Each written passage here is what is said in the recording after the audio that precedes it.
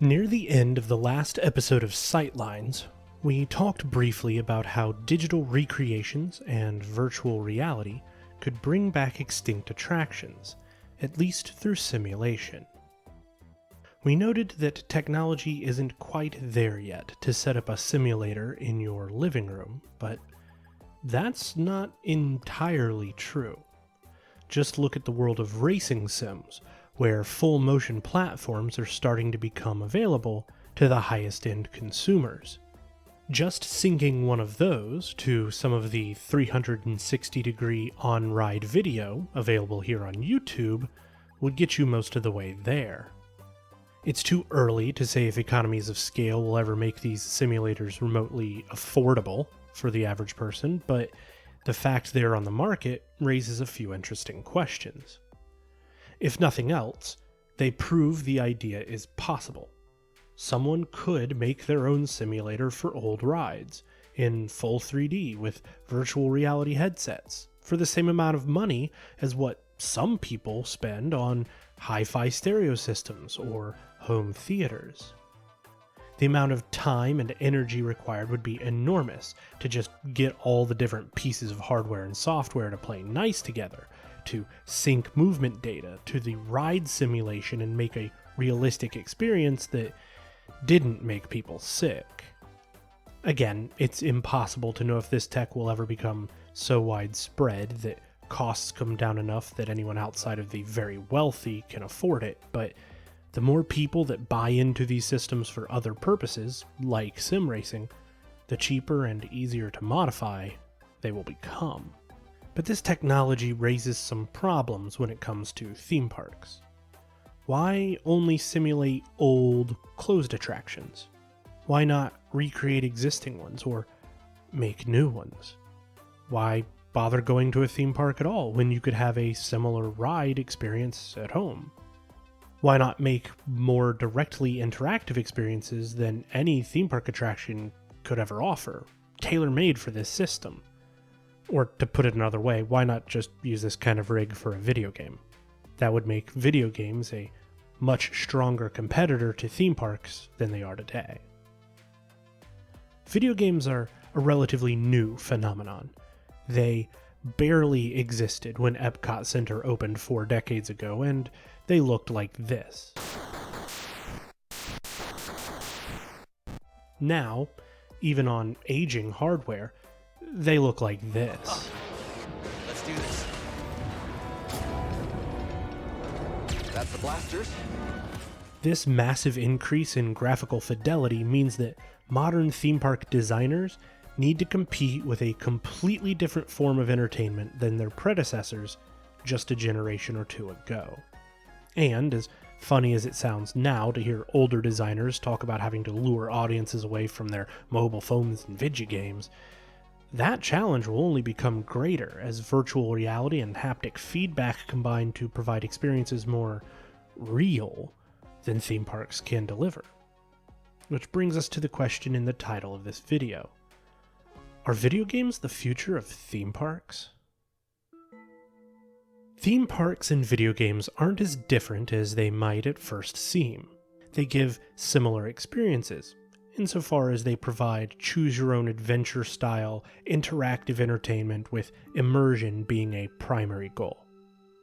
Okay, not all video games fit this description to be fair, but many do, especially RPGs. But even today's most advanced video games lack the ability to provide the physical sensations theme parks rely on to achieve many of their effects. Much of these physical experiences seem unlikely to be available in the home until we get full-on holodecks. But even basic motion control will get us most of the way there. Sure, you won't feel the heat from pyrotechnics or the spray of water. You won't get the smells. The visuals and sounds will need a lot of increased fidelity to become indistinguishable from the real thing. Merely getting this tech set up would take a lot of work from where we are today. Getting it to the point of being indistinguishable from a real theme park attraction would take years of time and mountains of money. But we don't have to go all the way to full replication of the physical experience. The sense of motion is the majority physical sensation of most rides, and for some, the entire experience, outside of the visual and auditory elements. What happens to theme parks when anyone can get 90% of the way there in their own living room for less than the cost of flights, on-site hotel, food, drink, and tickets for a week in theme parks? And they can use it every day instead of just once every few years. Theme park design, by necessity, would have to innovate to provide experiences audiences couldn't get at home. And for better or worse, video games are already changing theme park design. No, I don't just mean areas of theme parks designed based on video game IPs. I'm talking about rides like Men in Black Alien Attack, Buzz Lightyear's Thing, Toy Story Midway Mania, Millennium Falcon, Smuggler's Run, Spider-Man Web Slingers. The list goes on, but the point is that designers are already taking elements from video games to provide interactivity on their rides. This trend seems likely to increase as video games become more real and encroach on the realm of theme park experiences more and more. A particularly salient example is the lightsaber training on Disney's Star Wars Galactic Star Cruiser. In video games, there are millions of people who have experienced Jedi training of some kind, but Disney's real version isn't up to snuff. Disney seems to recognize that the actual lightsaber training falls below expectations because they advertise something much more akin to the film and video game experience, as opposed to what the reality is at the hotel. And that dissatisfaction with the experience offered by theme park companies versus what is expected is part of why video games becoming more realistic could be such a threat. That said, we should mention the elephant in the room. Disney tried the whole video game theme park idea over 20 years ago, and failed. The speed at which games develop meant experiences that were cutting edge when Disney Quest first opened were downright retro by the time it closed. But Disney Quest wasn't so much competing with video games in the home as it was competing with the arcades and family fun centers that were popular around the same time period. We're yet to see what it looks like when theme parks have to compete with video games in the home directly. And there's more reason to worry. It's not just that video games could provide the visual, audio, and maybe even physical sensation of theme park attractions. In many ways, they could exceed them.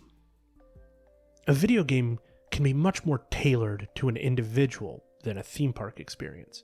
It can listen and respond to the user's inputs, remember those inputs, and then provide custom feedback based on them.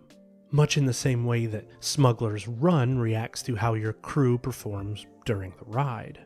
This kind of individualized experience is something that newer theme park attractions have been trying to promise, but haven't quite lived up to in reality. Yet. See Galactic Star Cruiser's promises versus its delivery. The scope of video games is also broader compared to theme park rides.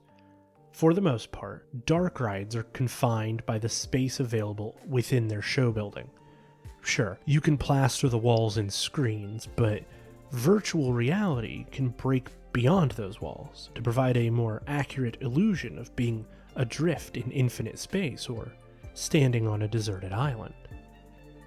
And there's one more thing that video games do that theme parks don't. They challenge you, providing experiences beyond the more saccharine fare usually offered in theme parks. There are video games that tackle difficult moral and philosophical issues or provide stories that are emotionally affecting beyond just fun or thrills. That wider range of experiences available in video games might make theme parks passé, if and when the physical experiences of each become almost indistinguishable. Because there's always the possibility that video games are the future of theme parks, in the same way that streaming has become the future of movie releases, edging out movie theaters in the process. Video games, with a certain level of realism to their haptic feedback and sensations, could completely supplant theme parks as an experience, or force the fundamental nature of modern theme park design to shift, to focus on something that video games can't deliver, like shared group experiences. In the end, none of us know the future. It may turn out that some intrinsic appeal of theme parks exists that prevents video games from ever edging too far onto their territory. Maybe that shared group experience carries enough value to keep theme parks relevant, at least until those holodecks come along. Or maybe virtual reality and simulation will never find the widespread adoption or technological development necessary to become truly indistinguishable from reality. Or we could be watching the waning age of theme parks. Only time will tell.